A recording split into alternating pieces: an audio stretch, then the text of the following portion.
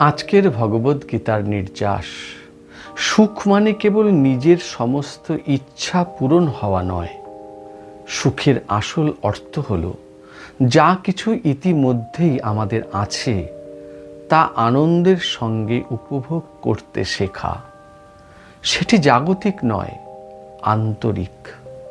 জাগতিক বিষয়বস্তু কখনোই প্রকৃত আনন্দ প্রদান করতে পারে না। ভগবদ্গীতায় ভগবান শ্রীকৃষ্ণ বলছেন, যে হি সংস্পর্শজা ভোগা দুঃখ যো নয় এইবতে। অর্থাৎ ইন্দ্রিয় ও ইন্দ্রিয়জাত বস্তুর সংস্পর্শ থেকে যে ভোগের জন্ম হয় তা আসলে দুঃখেরই কারণ। কারণ সেই সুখের আরম্ভ যেমন রয়েছে তেমনি তার অন্ত রয়েছে।